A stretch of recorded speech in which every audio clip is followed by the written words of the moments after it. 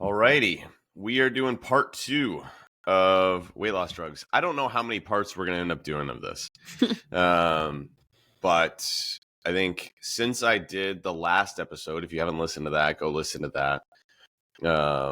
It's been a little bit. I've had more conversations with people. I've had more people ask me about it. And so this is going to be, again, less about the science of it and more of should you do it? And what needs to be thought about if you're going to do it. Okay. And you said that you had a conversation, so I'm going to be curious to kind of hear where that landed. Actually, let's start there, and then I'll go if you're up for it. I kind of don't remember how we got onto it. I went out. The kids have no school today, so it's a Friday, and they have no school. Once a month, the school does a teacher in service day, which is pretty wonderful for the teachers. Once a month is a lot. Yeah. Maybe it's not once a month. It's whatever. It's frequent enough. Yeah. Once a month they have a early release day also for this. It's awesome. But so a friend and neighbor had just been like, it's been a rough week for everybody. I'm going to see if I can get a hotel room at the Wentworth. And because it was a Thursday night, it was like under $200 for a room at the Wentworth, which is a very, very, very nice hotel. So like, that's an $800 a night hotel in the summertime. Like that is just an absurd hotel. Yeah, $200 for a night at the Wentworth is bonkers. Yes, it is. So she's like, "Hey, does Em want to come with us? We'll do like a girls' sleepover, just her and her daughter, who's one of Em's buddies." And she's like, "There's a pool. We'll swim. We'll do dinner." So anyway, so we're there visiting. So John and I went over with the dad, the other family's dad, and just like we hung out at the Salt restaurant down. Yeah. But like the loungy part, not the fancy part. The loungy we're just hanging out, and I don't know what struck the conversation, but we got to talking about it because we have a mutual friend who has been taking them for say a year. And she's done really well. She's gotten to a relatively healthy weight for her and has started to back off. But that was the conversation, was do they have to stay on this for, like, is this now their lifestyle, is they have to be using this particular, I don't remember which type she's using, but and then the woman, the mom is a nurse, and she's like, because I had said, I don't know enough about the long-term effects of using this for weight loss. And she's like, well, this has been studied since the 80s because it was not a weight loss drug. It was for diabetes. So she's like, there's a lot more studies than you would think, but they just haven't been promoted as much because the focus of the studies were not on long-term effects of using it for weight loss. I was like, okay, at least that makes me feel a little bit better for the people who are using it. There's some safety regulations, I guess. I don't know, but that's where we got into, and people overusing it and what it can do to your belly and like your digestive system. So that was kind of where we went. Yes. So that'll be an interesting place to kind of start. So this is not necessarily going to be a linear thought process. This is going to be I don't think we have linear. Well, I mean, there's some times where I'm like, there's a direction that we're going. Yeah. This is just going to be a hodgepodge of Jeff's thoughts. And we're just going to be, and they are well thought out, but there's not a particular order to them. I'm going to kind of let my brain free roll on it a little bit because I've been spending a lot of time with it. And so it's just going to be a little bit of like, where does one thing lead to?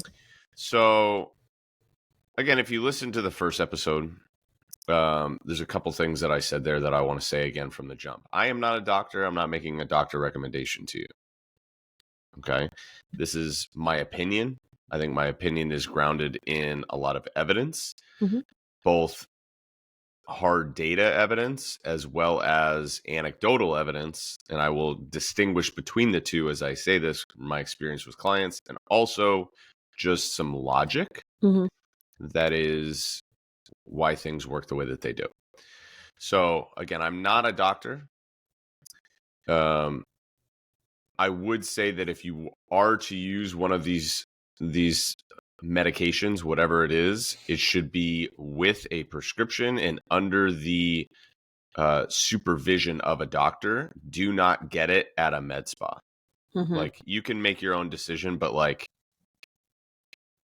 that's like going to your friend for your oxycodone. It's like, you don't know where that's been. Mm-hmm. So like, want to make sure that this is managed properly. Mm-hmm. However, so that's the plus side. Recommend doctor. Okay. Unfortunate side of the medical field is it is starting to become, it's starting to become the doctor equivalent of eat better. Mm-hmm. Like the new, not the doctor equivalent, the new equivalent of what doctors used to say, which is just eat better to lose weight, like fix your diet, and just throw that at every problem. Like, oh, we're gonna balance your hormones. I mean, which hormones? What does balancing mean? They probably actually are supposed to be out of balance. Hormones are not supposed to be balanced. That's not like, we should have more of some and less of others. It's kind of what makes us human. So they just throwing around words that don't necessarily have stuff, and it's like, oh, it's just lose the weight. And anybody who's been to a doctor who's maybe been a little bit overweight, probably in the last 10 years, has had the doctor say, if you lose the weight, it'll fix the problem, whatever it is, right? Which is in some ways it's probably true, and in some ways it doesn't understand the complexities of the problem, and we also haven't figured out why the weight is there, right? Because sometimes it's cyclical. Like an easy example is like, I have knee pain, and it's like, well, it's because you're carrying around, I know you have it from whatever, but like oftentimes people are like, I have knee pain. It's like, oh, well, if you lost 20 pounds, it wouldn't hurt as much because you're not walking around with as much weight. And you're like, you're not wrong. You're not wrong. Like, that probably would help. But also there's something wrong with my knee. Like, side story, I wore my weighted vest around to cook dinner, and John was in the kitchen because, passive weight training, Jeff. Also, I'm a mom in my 40s who's on not TikTok because I'm too old, but Instagram. And all Instagram, the moms wear them. That's what they're doing. Yeah.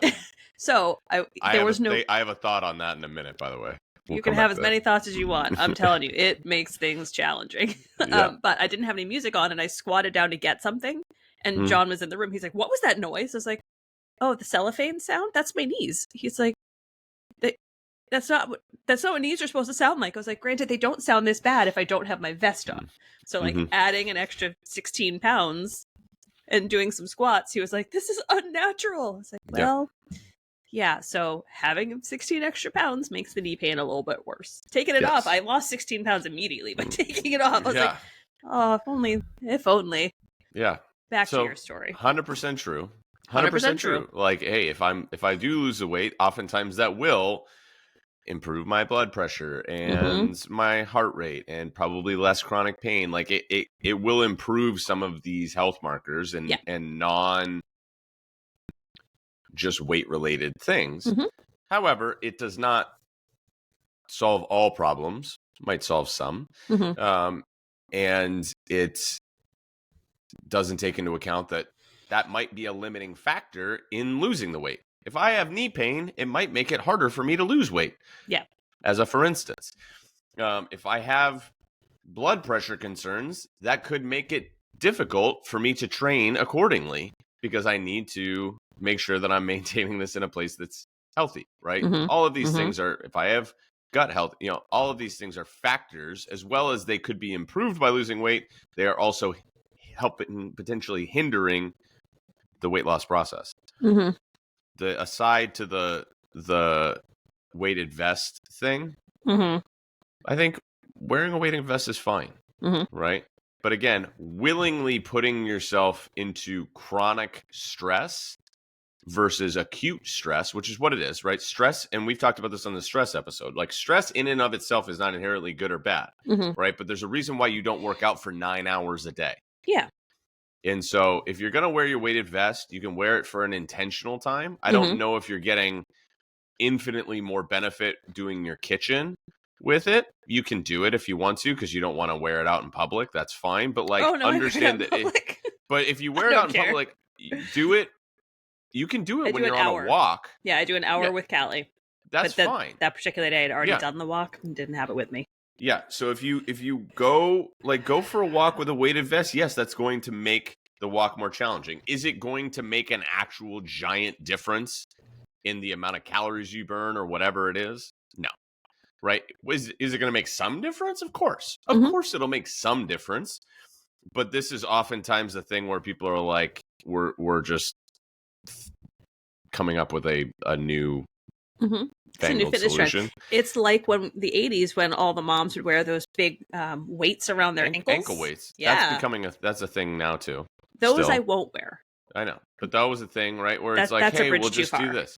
But I don't know why that's a bridge too far. Because the weighted vest has pockets for my dog treats and my poop bags. It's a fashion accessory that also has function. So I don't have a problem with it, but again, that's, we're putting lipstick on a pig in terms of the problem. It doesn't necessarily change the fact that the thing is still the thing. Not opposed to it, but if you wear it, don't wear it more than an hour. Oh no, right? That's my because max. Otherwise, yeah. So hit your body after a while. My shoulders hurt. 100%. So coming back to whatever we were talking about, which is doctors are now, what they used to say was just like, hey, you should eat better and try to exercise some more to lose the weight because that's going to fix the problem. Yeah, right. Think back to the 1800s. Their advice was just do some coke about it. That's about what it was, right? Do some coke, then it was eat better and exercise, which is not wrong, but not necessarily helpful. But now we're throwing a pack of cigarettes. That'll help you lose the weight. Again, it would help you lose the weight. But just saying, these bits of advice from doctors are they follow the waves. Yes. And so now it is in the camp of, let's just take the medicine. Right. And again, this is getting to the point where people who maybe could stand to lose a little bit of weight, but are not in a place where they're dangerously overweight, are getting prescribed these medications that are for people who, originally were for people with diabetes, and then were kind of the next use of it was for people who were dangerously overweight. And the big thing, this is the big thing that I want to make sure that everybody understands with this. These are not a shortcut to the solution that you want. They're shifting the hard.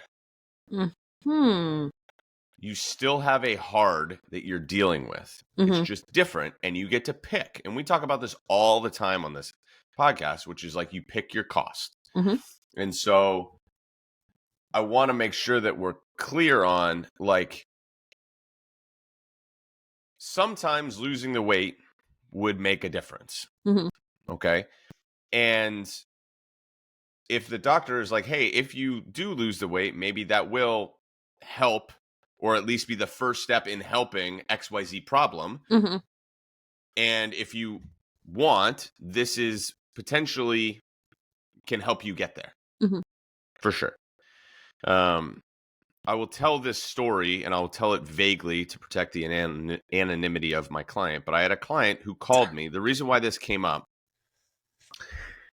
is because I've had 3 clients in the last 2 weeks where I've had a fairly in-depth conversation with them about this. And why it's like super specific with this is I had a client who called me, or who messaged me, and then I called her in tears because she went to the doctor and she had been working hard and making progress, and she hadn't been 100% dialed yet, but she was on the move, and she was having other issues, female issues, right, with her period and things like that.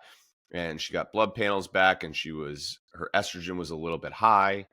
And the doctor was like, hey, if you lose, she's got, maybe 20, 25 pounds that she wants to lose. Like, it's not oodles and oodles, but it's not not 5. Nothing. It's not 5, but it's not 100. Right.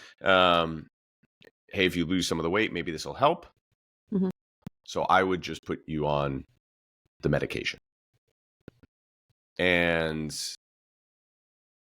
she felt really discouraged and also like kind of backed into a corner a little bit where she's like, I'm dealing with this other problem that is really sucks for me.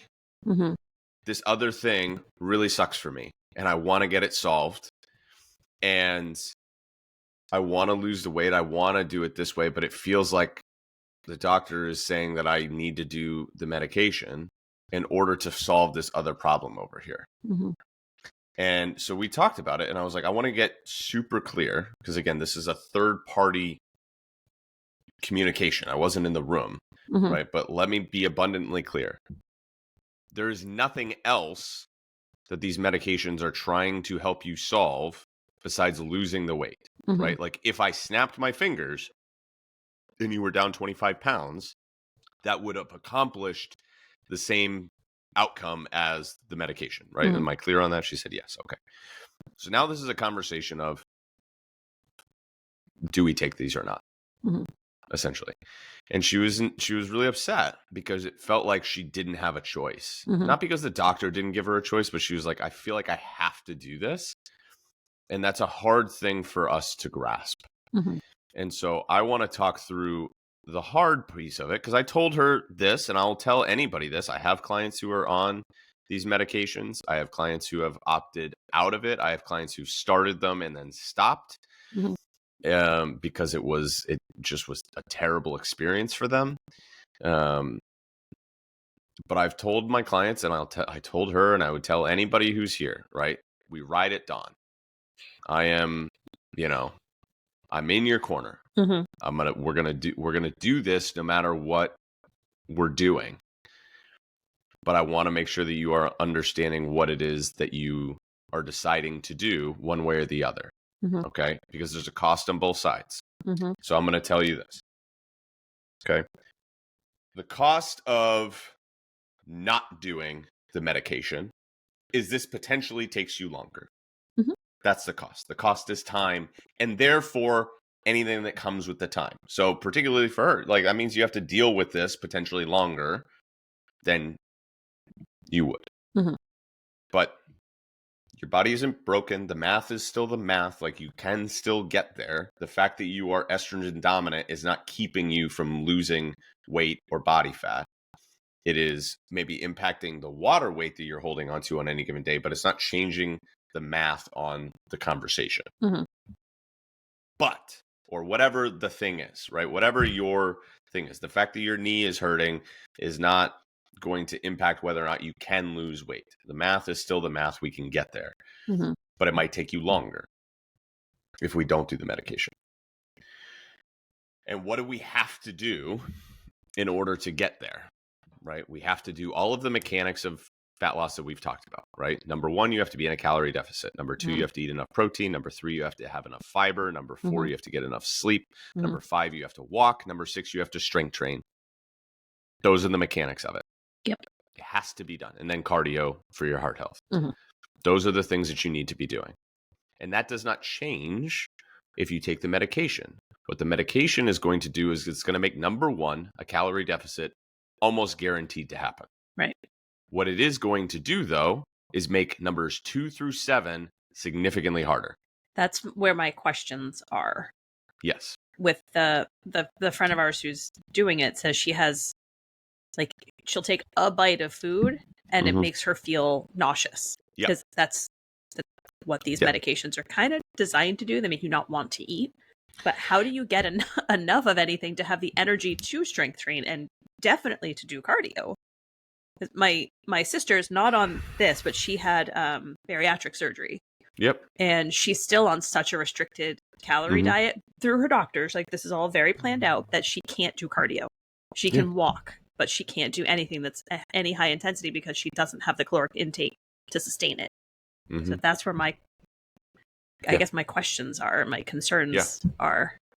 So, do you remember your 3rd trimester with M? I was beautiful. I'm not saying, I'm sure you were. I had body dysmorphia in the reverse. I was like, I'm the most amazing. And John's like, glowing. Oh my God. I'm like, I just want to be out in my bikini. And he's like, dear God, please don't. Oh, like, I look jeez. so good. He's like, yeah, you're beautiful. Oh, jeez. I was a whale because I had preeclampsia, so I was like super duper swollen, like swollen. everywhere. Yeah. Yes, but I do remember it. I was Do you remember beautiful. what eating was like in your third trimester? I couldn't get anything to, like, I couldn't fit any food in my body. Yes. It's like, Yes. I can't have any more. There's no room. That's the feeling. That sucks. That is the anecdotal feeling that I'm getting for people. And I think people think that it's going to be more like first trimester, where the idea of food isn't appealing to you. And for some people it is, but for most people it's like I start eating and then I feel full very quickly. Yep.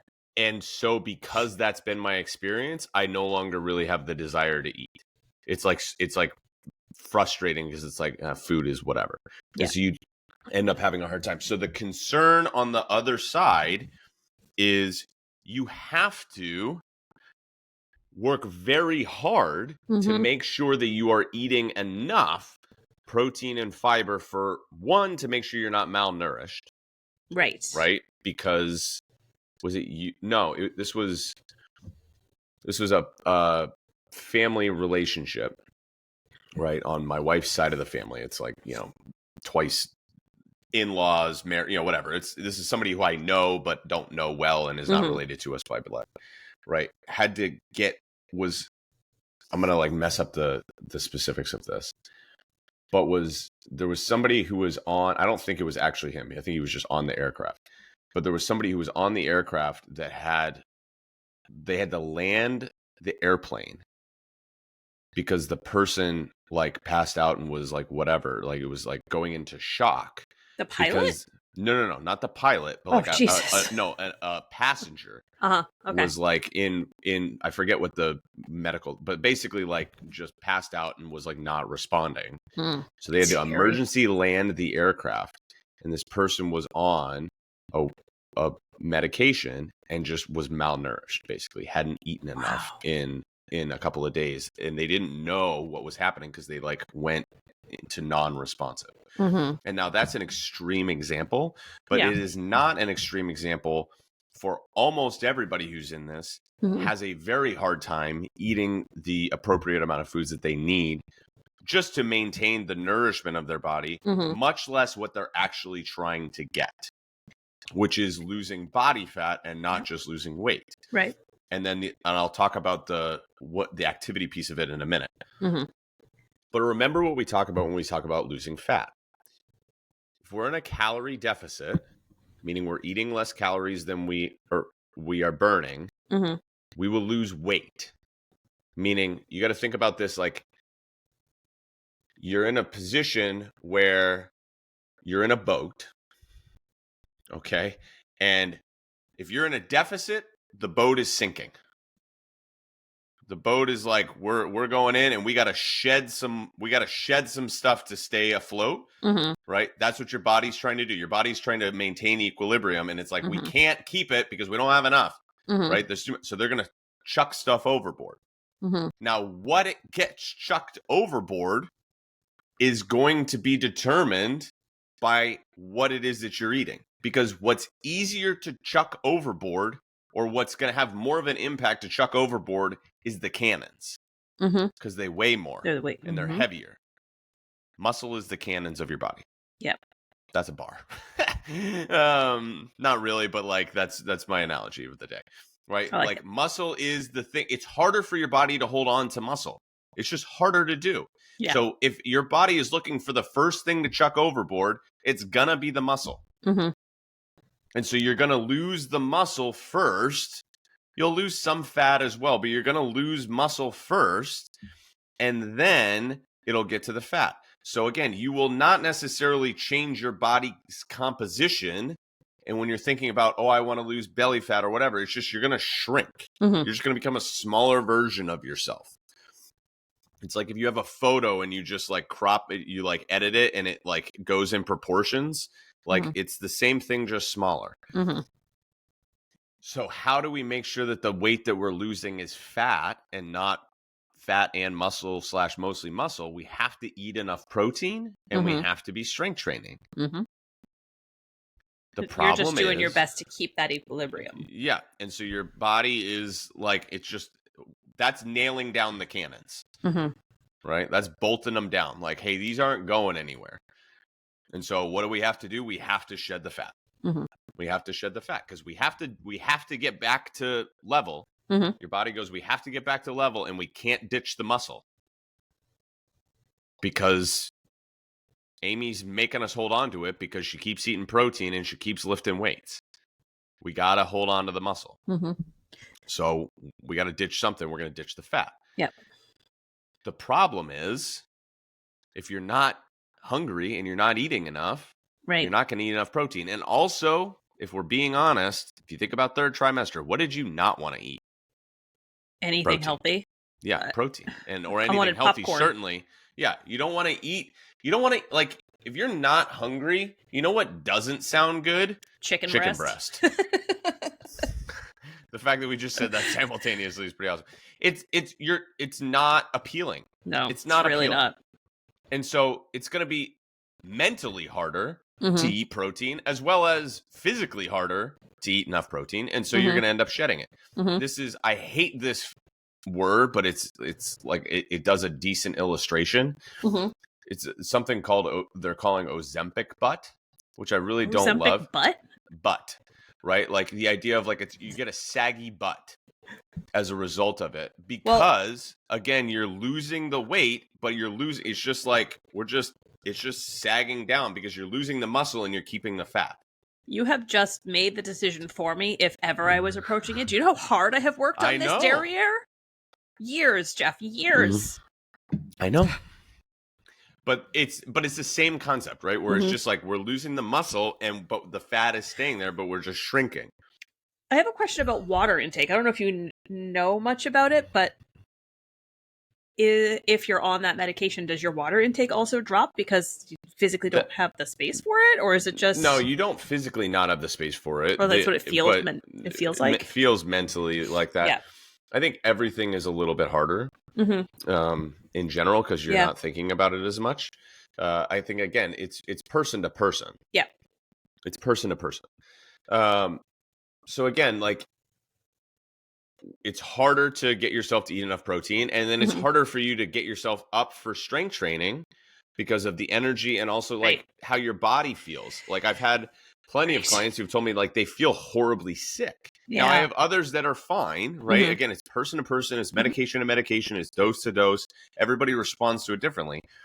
But like you're in a spot where it's like I feel really uncomfortable, and I have people who have been incredibly consistent with their exercise, start the medication, and not be able to be consistent with their exercise because they don't feel good. Yeah, they don't have the energy, or they feel like they get hit by a bus, or their stomach's off, or whatever it is, or they haven't eaten enough food. Because that's what's happening. Remember that calories are energy, carbs are energy. And so it's hard for you to go work out if you don't have any energy. Yeah. And if I'm not working out, then I'm not going to be able to hold on to the muscle. And also working out is just friggin' good for you. Strength training, strong bones, strength, functional, be able to live your life the way that you want to, prevent injury, all of these things. Doing cardio is good for your health. Like, doing these things is still good for you, and it's harder to do them. Not impossible. It's harder to do them when you're on these medications. Right. So you're choosing your hard. You're choosing your hard.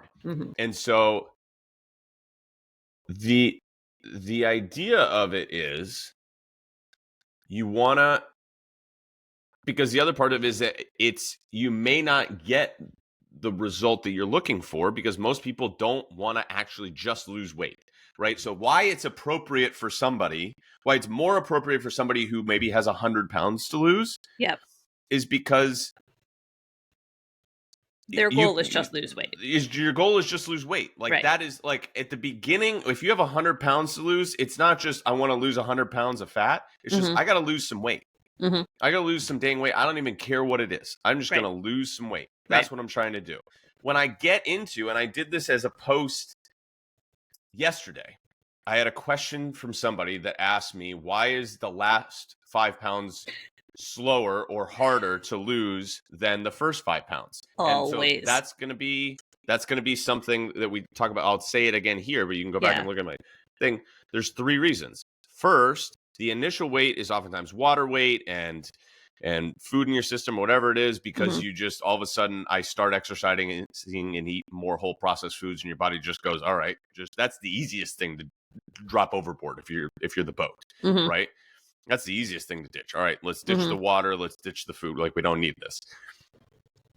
On the back end of it, you've already ditched all of that, so it has to be body fat. The second thing is, as we get closer and closer to our goal body weight, we have to get tighter and tighter and tighter. If I have this, the analogy that I've given is, if you make $50,000 a year and you're doing your budget, you're going to, and you have kids and everything like that, you're probably going to notice some more nuanced things, changes in prices and whatever, than if you make $500,000 a year. Doesn't mean you're not going to notice it, but it means that you're going to be a little bit more in tune with those things. The closer I get, the tighter I get, the less room I have for error, the more I have to pay attention to those small changes. And so when I have 100 pounds to lose, I can lose 50 pounds doing quite a bit that's not totally dialed, because I'm also not in the spot where the primary goal is body composition. The primary goal is lose the dang weight. But if I get into the last 20, 15, 5, 10 pounds, whatever it is, 25, 30 pounds, most of that weight wants to be fat, because that's what we're looking at when people are thinking about how they want to feel and also just overall health. When we're talking about losing the last 20 pounds, most of that is probably body fat that we want to lose. And we're talking about losing it oftentimes where we see it the most often is the belly and arms and chest and those types of things that we want to lose it. So you don't just want to be, okay, I have the same body comp, but just smaller. And so in order to do that, I need to be losing fat and not just weight. So for somebody who has 100 pounds to lose, the medication might be appropriate, more appropriate, because it's not that it doesn't matter that you're not eating as much protein, but it matters a little bit less in terms of the overall goal. Now, for your health and for all of that, absolutely you want to, but it's like somebody who has 100 pounds to lose is probably not eating enough protein anyway.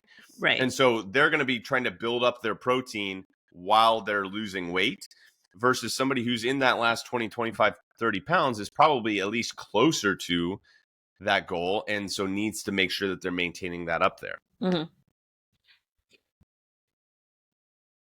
I'll come back to this, and I'll share this story, and I think she'll be okay with it. If not, she doesn't listen to the podcast, so change names. It's my wife. It's Megan. Oh, Schmegan. There's this woman who's married to me named Schmegan. No one knows her. So I think I've said it on here that Megan had surgery in December. Yeah. So it's a little over 3 months ago now, right? Yeah. Yeah, a little over 3 months ago that she had surgery. And so she had surgery, and so she was basically laid up for 3 weeks, and then she was like on crutches, and then she's been able to start moving, but she hasn't been able to really exercise. She just got cleared for exercise this week, like beyond just, did she tell you? Well, I saw her last week, and she was hoping to get cleared for this week. Yeah, she is. But she's like, I want to go back and do classes. And I'm like, you might want to start a little slower. Slow it down. But she's just itching to get back to it. But then also we had the neurovirus in January. Yeah. She had the flu. Yeah. We had a couple of other things happening. And they were all sick last week too, weren't they? Yeah, that was the flu. That was what she had to. Flu. Yeah, so she's just been going through it. So she and she was on Oxy when she was after the surgery, and so you don't want to eat when you're doing that. So she hasn't not only has she not been able to move and exercise and strength train for 3 months, but she hasn't really been able to eat normally for 2/3 of that time, right? 2 out of the 3 months, split over different things. And so obviously her protein has been down because like when you have neurovirus or when you have the flu, it's tough to get yourself to eat protein. Yeah. So again, same thing. If you're sick, what do you not want to eat? Chicken breast, right? Like salad. God, you just don't want to eat that stuff. Barely want to eat oyster crackers. Yes. And so but because of that and the fact that she hasn't been able to eat much and whatever, and she's been at least mindful of her eating, like she's down to 10 pounds from before the surgery. But we took her measurements and she looks great. Yeah, she looks wonderful. She if you would have told her pre-surgery, hey, you lost 10 pounds, she would have been like, cool, I'm there. Like I've reached where like my final goal weight, but her measurements around her belly and her chest and her like waist, like below her bra strap, those are all the same as they were pre-surgery. Yeah. Where did she lose the inches for the 10 pounds? She lost them around her butt, and she lost them around her legs. She lost them around her arms, which is not where she was hoping to lose them. Now, it'll come back. She'll eat some protein. She'll strength train. It'll come back relatively quickly. Yeah. But you can lose weight and not necessarily change the way that your body looks in a dramatic way. Like in terms of the way that you want it to. Like she's like excited to get back to the gym because she's like, I want to build my muscle back and start feeling confident again and make sure that I'm losing that piece of it. And so we want to make sure that what we're doing aligns with the goal that we have in our mind, right? If the goal is strictly, I have to lose weight for my health or whatever health factor it is, and that outweighs whatever the other goal is, then speed is speed. Do the thing, right? Like if I had a situation where it was like, I have to get a life, I can't think of a specific surgery. I know that there are some where it's like, you have to, I think there was like, it was kidneys or something like that. And it was like, they had to lose like 20 pounds in 2-3 months in order to get a life-saving surgery. Like they weren't going to be able to get the surgery. They weren't going to like be eligible or it wasn't going to be safe to get the surgery unless they did this. Like you do what it takes. Yeah. Then like screw body comp. You know what I mean? Like priorities are priorities. But if we're talking about people who are in the spot of like, hey, I want to lose weight for my health, but also to feel a certain way, feel confident, and I have in my head like what the goal looks like, then we want to make sure that we're doing it with that in mind. And again, you can still get there. You can still make body composition changes. You can still lose fat, not muscle, while on these medications. But again, you're choosing your hard. And so the person who is trying to lose body fat without the medication, oftentimes that person is, hey, you know what, I'm doing, like, this is the typical person that I'm seeing who's in the spot where they're like, do I take the medication? This is the person who's like, I feel like I'm doing a lot of things right. I'm just not doing everything right, and therefore I'm getting frustrated that I'm not seeing the results that I want to, right? So this is somebody who's probably walking 7,000, 8,000 steps a day. This is somebody who's probably working out 2, 3, 4 days a week, doing various types of workouts.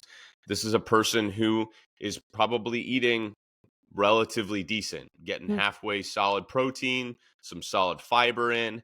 But what they're probably lacking, and by probably, I mean guaranteed this is what they're lacking, which is why they're not losing the weight that they want to, is they're not consistently in the calorie deficit that they need to be in. And so that person, that profile, if that's you or all of the people who are in this spot where they're like, do I just take the drugs to help me get into the calorie deficit? The hard that you would have to do without the medication is you would have to laser focus on being in the damn calorie deficit. That's the thing that you're going to have to track. That's the thing that you're going to have to work hard at. That's the thing that you're going to have to be disciplined in and make sure that you're setting up yourself for success to be in a calorie deficit, because the rest of it is kind of locked at this point. But that's your hard. And so it's like, am I willing to do the hard thing of whatever's required to be in the calorie deficit? Say no to the things that I want to eat when I want to eat them, not be able to do all the things that I want to. Am I willing to do that for the outcome that I'm looking for? Mm-hmm. That person might be like, that feels too hard. I want to make the calorie deficit part of it easier, so I'm going to take the drugs. All right. Scenario 2, now I've taken the drugs. Calorie deficit is covered. But now again, numbers 2 through 7 are hard. So now what does that person need to work harder to do? They have to work harder to make sure that they're getting their protein. They're eating enough fruits and vegetables. They're getting their strength training in. They're getting their steps in. They're doing their cardio. And so they're going to have to still probably be tracking, maybe even more diligently be tracking to their calories and all of that to make sure that they're getting enough protein and fiber in. Like, I have people who lose weight without tracking on MyFitnessPal and lose body fat doing it that way without any medications. Like, you don't necessarily need to track super diligently. We can set you up that way.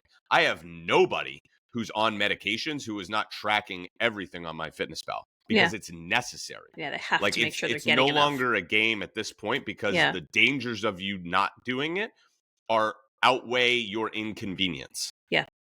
So if you decide that you want to go on the drugs, you're going to have to track the damn thing anyway. So you can decide if you want to track your protein, your fiber, and all of this stuff and have it be harder to do it. The calorie deficit's going to be easy. Or you can track and put the same amount of effort in to your tracking and just make sure you're hitting your calorie deficit. Now, the hard part for there is saying no to the things that you want to do. The hard part when you're on the medication is saying yes to doing the thing that you need to do. Yeah. That's the dichotomy between it. If you're not on the medication, the hard part is saying no to the things that you want. If you're on the medication, the hard part is saying yes to the things that you need to do. I think I boiled it down. I think that was line really good of demarcation there. Yeah.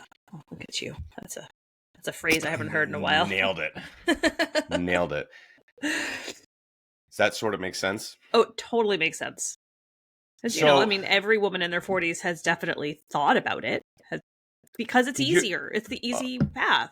In some ways it is. In theory, it's the easy path. But then if you actually, do the work into looking into specifics, it doesn't appear to be much easier. Right. This is the grass is greener scenario, right? Exactly. Like, it would be like, that's like somebody who's a working mom saying it would be easier if I was a stay-at-home mom. It wouldn't be easier. It would be different. It's different. It wouldn't be easier. It would be different. Yeah. There's going to be some things that are easier. There's going to be some things that are harder. Like Megan, who's leaving teaching at the end of this year. Did I not say that on here? No. Oh, Jeff, that's huge. Well, it's official now. I can say it now because as of last week, I could have said it, I guess, on last Friday when we recorded, but as of last week, she got approved. So she's going to do what's technically a leave of absence. Leave of absence, yeah. So that's the right path. She has an option if she decides that she wants to go back in. I don't think that she necessarily will, but it's, again, want to leave the door open to if the hard that comes with leaving outweighs it. Because, again, there's hard and there's good with teaching right now.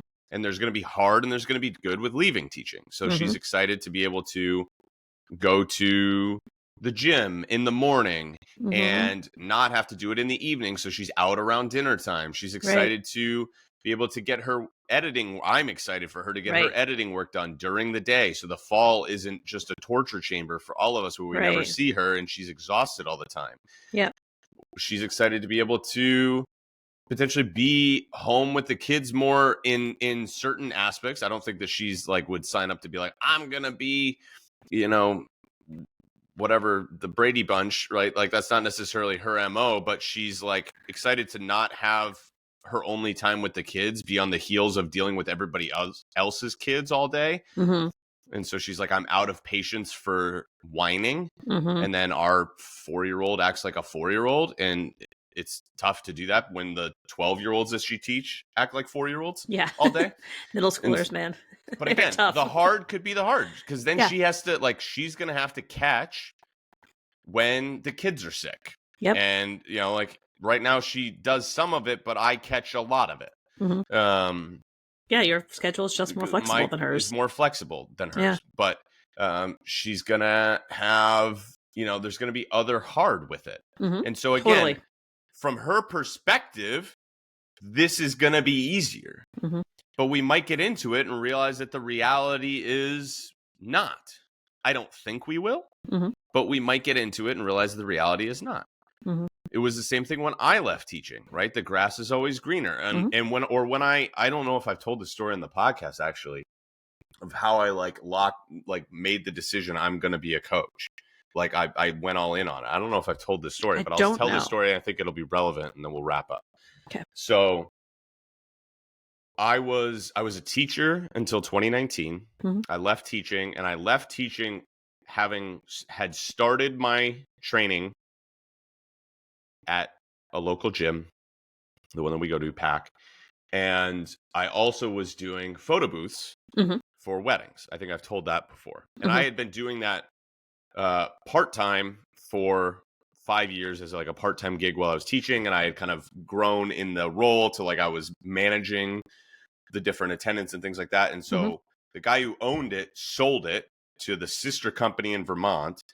And part of the attraction for the guy who bought it, the sister company in Vermont, is that I could just run New Hampshire mm-hmm. and help him run Vermont. So he mm-hmm. basically hired me on probably 2/3 time, right? It wasn't like I was making bank, but it was enough to like give me some cover while I grew my training business. Right. And then in 2020, COVID hits, no more wedding industry and no more in-person training. And Levi's born 3 weeks later. And so it's a moment of like panic. Mm-hmm. What do I do?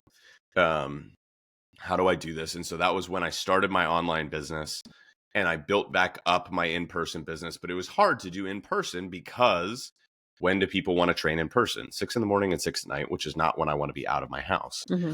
And then we find out that we're pregnant. Megan's pregnant with the twins and we're buying a house and whatever it is. So we buy our house and we move in October of 2021. The twins are born in November of 2021. So it's 3 weeks later, the twins are born. So now I have 3 kids under 2 and a new mortgage and a minivan. And wow, you adulted fast. Very, very quickly. Yeah. Very, very quickly. In 18 months, you know, like all shifted dramatically. And there was a moment where I was like, and I hadn't been super successful coaching online to that point. Mm-hmm. And I had constantly been in the like, anytime that it got hard with my online business, I would just like go on Indeed and look for like analyst jobs. Yeah, because that was what I had done. And I was like, I'll just go get an analyst job. This will be easy. I'll get a known paycheck. I'll get raises. It'll be the thing, whatever. And so then right after the twins were born, I had a connection to interview for a job at Timberland, which is right down the road from me. It's like a mile down the road from me. Big company, but local. World headquarters is right down the road. And to be an analyst. And I'm interviewing for the job. And I kind of knew what it would pay and everything like that.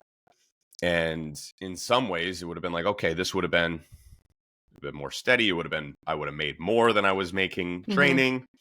Would have given us whatever. But flip side of it, kids would have had to go to school, like daycare, almost full time, where they otherwise, early on, I had the first year with the twins, I worked 2.5 days and I had kids at home the rest of the time.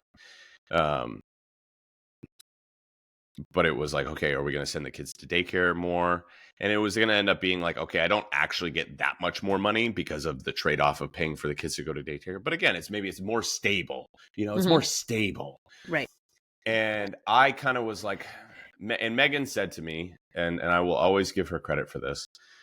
She said to me, you have what most people spend their whole lives looking for, which is a job that you love. And I would hate for you to not do that because of this and like resent the fact that we've done this. And we, more than we want you to make a lot of money, we want you to be happy. Like our kids want you to be happy. Like that's what we want. And so obviously we need to make a certain amount of money to do this, but like that takes priority. And again, unsolicited advice, marry the right woman. You know what I mean? Yeah. Like, and so I was like, okay, I think, and so like there was a little pause in the interview process when I was thinking about this, and I was like, okay, I don't think I'll take it if they offer. Like, Mhm. I'll hear the number if they come back with it. I had an idea, but I'll hear it if they come back with the offer, because it seemed like they were going to come back with an offer. And then I didn't hear from them for 3 weeks.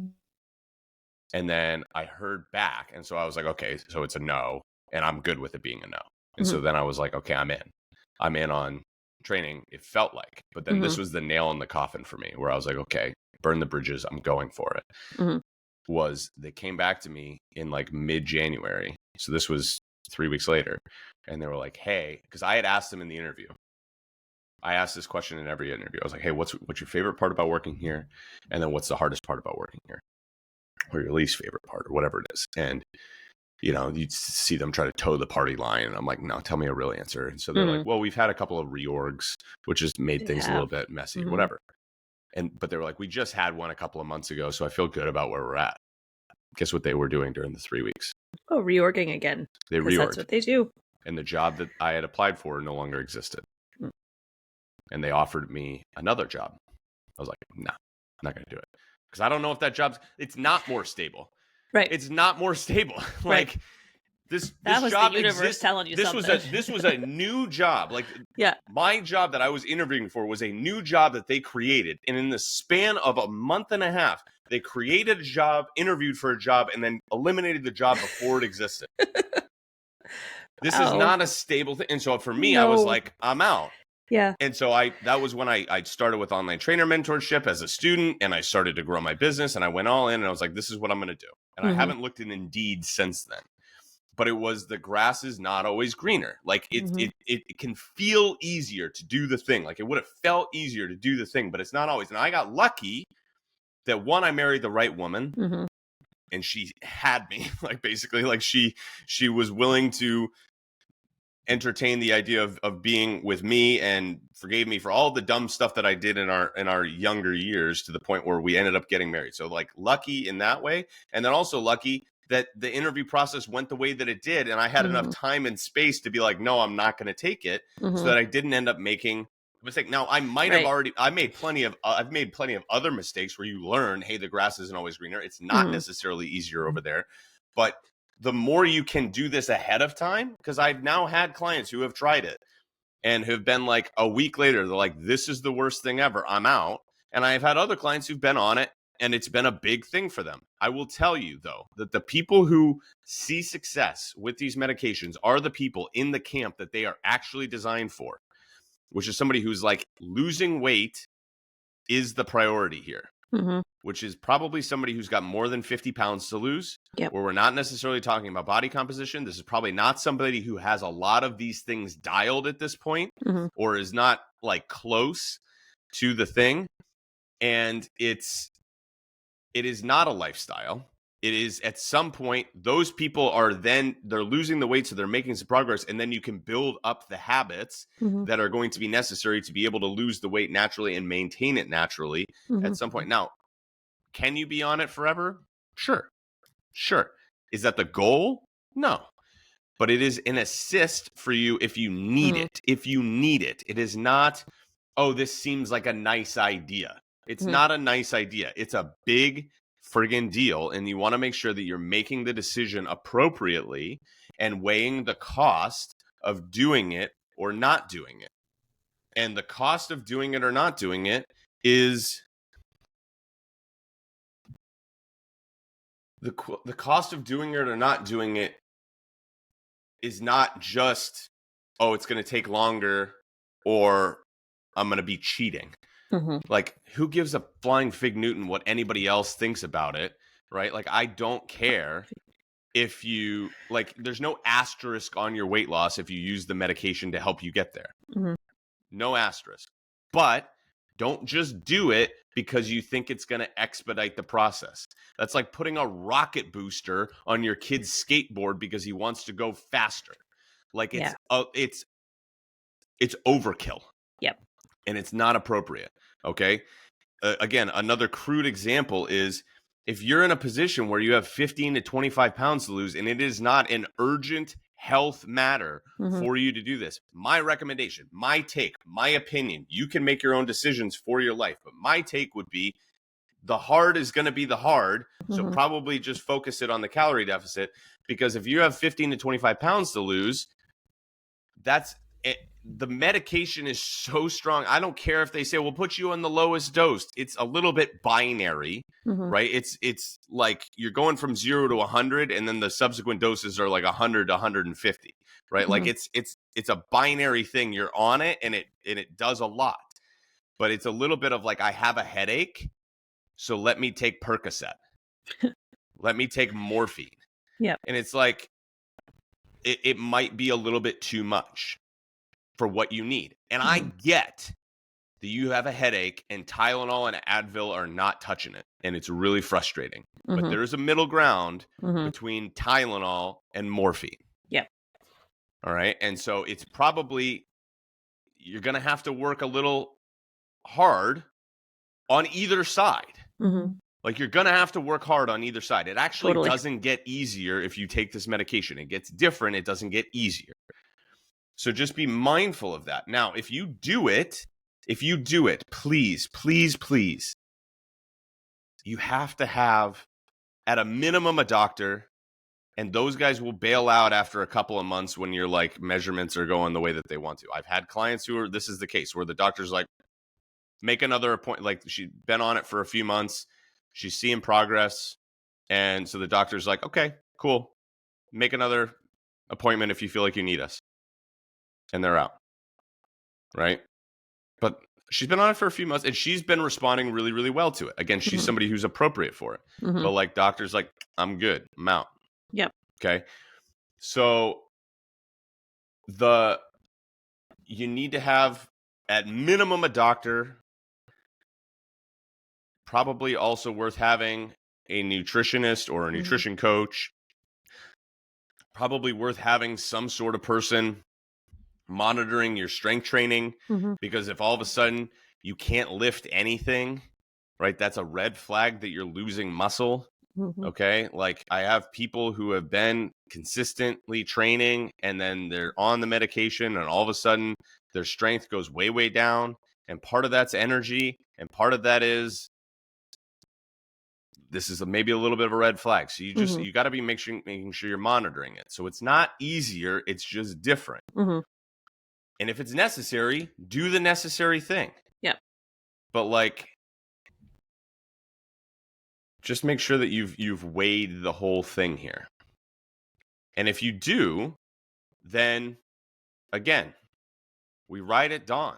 I'm with you. Like, I want you to have the success that you want to have. And it's not cheating. It's not nasty. I'm not telling you not to do it. I'm just making sure that you think it all the way through and recognize that it is not the simple solution that it is, maybe appears to be. Anything you feel like I left out there? No, I think you did a really good job. All right. Well, for now, that's that. That's it. If you have more questions, send them to me. Happy to answer them. If you're going to do this, please reach out to me. I don't care if I coach you. I'll recommend somebody, but you got to have a coach. Because also, just as a little side note, it's freaking expensive. Yeah. And most people don't get it cleared by insurance. Yeah. So, like, if you're going to spend the money, it might be like, you're going to spend the money, you're going to do the hard. So, like, choose your hard. Choose your hard. Choose where you spend the money. But like, you can't tell me that you can't afford a coach, but you're going to pay for medication. Yeah. Just like you can't tell me that you can't afford a coach, and if I tell you to raise your eyebrows, your forehead doesn't move.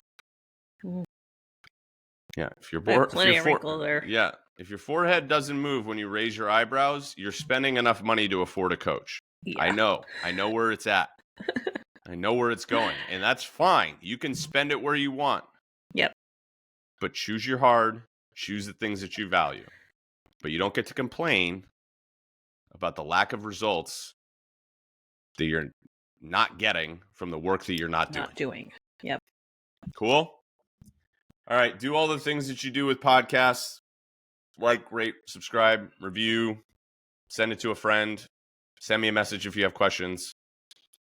And we'll see you next time to not talk about medications. Right. We'll talk about other things next time. Cheers, gang.